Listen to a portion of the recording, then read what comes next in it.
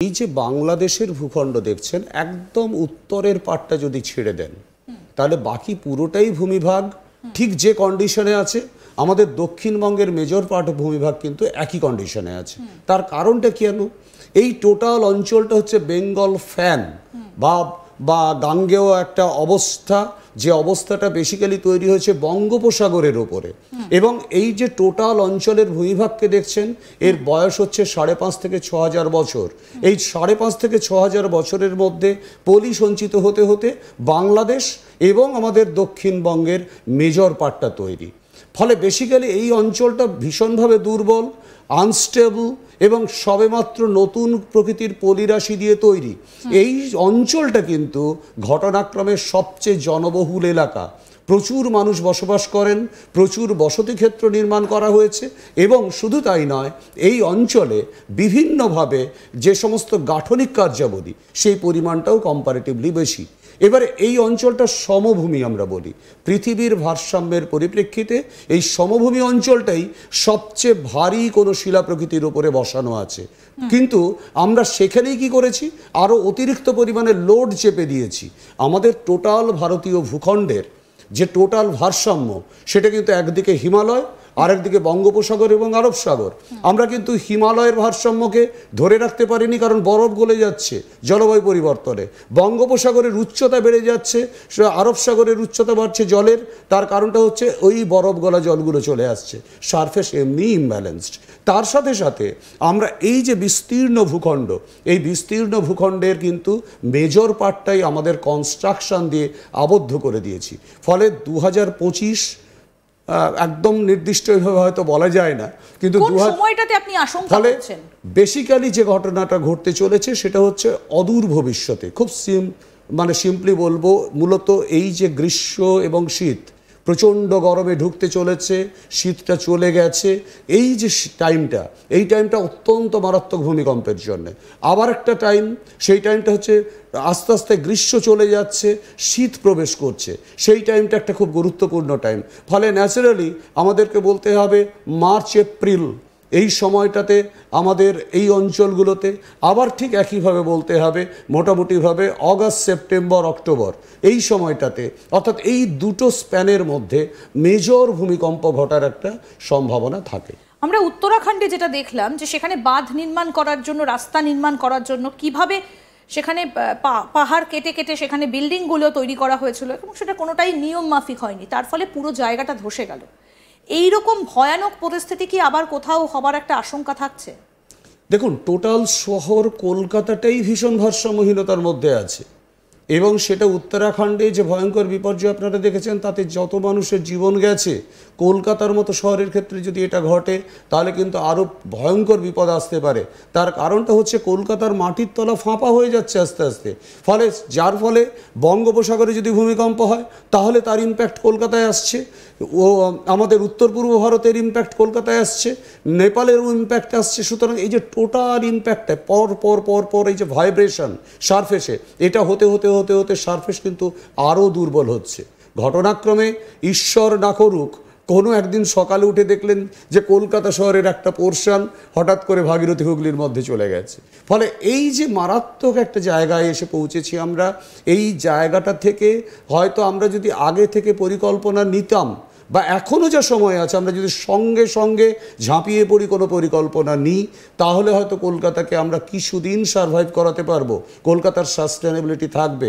Otherwise কিন্তু কলকাতার sustainability সেই অর্থে হারিয়ে যেতে চলেছে। বাংলাদেশের কথা আমরা শুরু করেছিলাম, যে বাংলাদেশে আপনি বললেন যে একটা ভীষণ ভারী মাটির তলাটা রয়েছে। কোন কোন জায়গাগুলোতে আশঙ্কাটা সব থেকে বেশি? বাংলাদেশের মোটামুটিভাবে কোস্টাল এরিয়া থেকে ঢাকা এই যে অঞ্চলটা, এই অঞ্চলটা ভীষণভাবে দুর্বল। টোটালটা নবীন পলিরাশি এবং ধৌত প্রক্রিয়ায় অধিকাংশ সেডিমেন্ট ধুয়ে বেরিয়ে গেছে মাটির তলা দিয়ে। ফলে সারফেসের ওপরে শুধুমাত্র বাহ্যিক আকৃতিটা আমরা দেখতে পাচ্ছি। ফলে এই কোনোটাই থাকবে না যদি একটা বড়সড় ভূমিকম্প হয়। এই যে নবীন পলিরাশি বলছেন, কত বছর হলে এটা নবীন থেকে প্রবীণ হয়? দেখুন, আসলে ভূগোলের বিবর্তনের ইতিহাসে এটা তো অত্যন্ত দীর্ঘ একটা পদ্ধতি, ফলে আমরা সেই জন্য 5000 6000 বছর এটাকে আমরা নবীনই বলছি। হয়তো দেখা যাবে কয়েক লক্ষ বছর পেরিয়ে যাওয়ার পরে আমরা তখন তাকে প্রবীণ পলিরাশি বলে একটা বলতে শুরু করলাম। ফলে বিবর্তনের ইতিহাস প্রায় 500 কোটি বছর ধরে চলছে পৃথিবীতে। এই 500 কোটি বছর থেকে তুলনায় 5000 6000 বছর বয়সটা এমন কিছু বয়সই নয়। ফলে সেই কারণের জন্য এরা বেসিক্যালি জিওগ্রাফিক্যাল ল্যান্ডস্কেপই নয়, এরা প্রত্যেকেই বঙ্গোপসাগরের ওপরে আস্তে আস্তে আস্তে আস্তে তৈরি হয়েছে। অর্থাৎ সেই নির্দিষ্টভাবে যদি শিলং মালভূমির উৎপত্তি না ঘটতো তাহলে কিন্তু আমরা এই দক্ষিণবঙ্গ এবং বাংলাদেশের এই ভূখণ্ডকে আমাদের সারফেসের ওপরে পেতাম না। তার কারণ হচ্ছে এরা বেসিক্যালি কোনো জিওগ্রাফিক্যাল ল্যান্ডস্কেপই নয়, বঙ্গোপসাগর থেকে আমরা কেড়ে নিয়েছিলাম। আজকে সারফেসকে আমরা লোড বাড়িয়ে দিয়েছি, বঙ্গোপসাগর আস্তে আস্তে আস্তে আস্তে আমাদের কাছ থেকে কেড়ে নেওয়ার চেষ্টা করছে। আর যেহেতু সমুদ্রের জলতলের উচ্চতা বাড়ছে, এই ব্যালেন্সটা আরও দ্রুত গতিতে আমরা হারাচ্ছি। আমরা সুনামি দেখেছিলাম 2004 সালের ডিসেম্বর মাসে, আন্দামান নিকোবর একেবারে বড় বড় ঢেউ আছড়ে পড়েছিল, প্রচুর অংশ নষ্ট হয়ে গিয়েছিল। এটাও তো ভূমিকম্পের ফলে সৃষ্টি হওয়াই ছিল, সেই সুনামিটা সমুদ্রের ভেতরে হয়েছিল একদম। এবং সেদিনই আমাদের যে বঙ্গোপসাগরের ভূমিকম্পটা হলো সেটা রেক্টার স্কেলে ছিল 5.3। এটা যদি 6.1 থেকে 6 পয়েন্ট বা তার বেশি হতো তাহলে কিন্তু সেই দিনই সুনামি তৈরি হতো।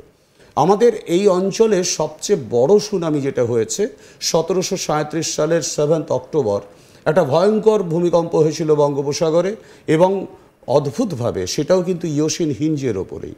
সেই ভূমিকম্পের ফলে যে সুনামি তৈরি হয়েছিল তাতে বঙ্গোপসাগরের জল ছুটে চলে গেছিল মালদা শহর পর্যন্ত। যদিও তখনকার সময় তথ্য সঠিকভাবে কিছু নেই, আমরা যতটুকু বিভিন্ন থেকে পড়ে পাই যে সম্ভবত ওই সময় প্রায় 3 লক্ষ মানুষ মারা গেছিলেন।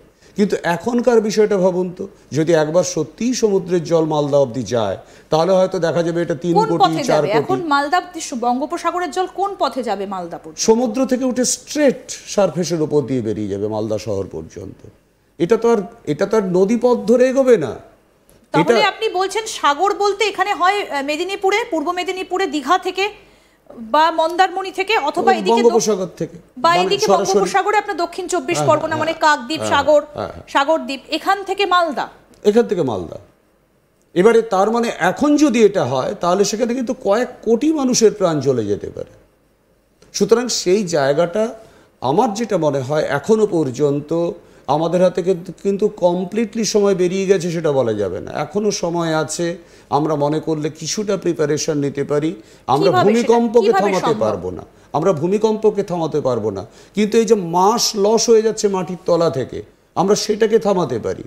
আমরা প্রচুর পরিমাণে বৃক্ষরোপণ করতে পারি যেটা সুনামিকে প্রোটেকশন দিতে পারে। সুন্দরবন অঞ্চল আস্তে আস্তে প্রত্যেক বছর একটু একটু করে ধ্বংস হয়ে যাচ্ছে, আমরা সেখানে সুন্দরবনকে নতুন করে তৈরি করতে পারি। কোস্টাল রিজিয়নগুলোতে প্রপার ম্যানেজমেন্ট প্ল্যান যদি আমরা নিয়ে আসি তাহলে কিন্তু এই মাটি কাঁপা, তলার থেকে মাটি ধুয়ে যাওয়া, বাড়ি বেঁকে যাওয়া, বাড়ি হঠাৎ করে নেমে যাওয়া, এই সমস্ত বিষয়গুলোকে আমরা একটা পরিকল্পনা দিয়েই কিন্তু আটকে দিতে পারি। কিন্তু সেক্ষেত্রে ব্যক্তিগতভাবে কোনো উদ্যোগ নিয়ে কেউ করতে পারবে না। এখানে সরকারকেই পদক্ষেপ নিতে হবে, সরকারকেই ব্যবস্থা নিতে হবে, যথোপযুক্ত পরিকল্পনার দ্বারা আমাদেরকে কাজটা করতে হবে।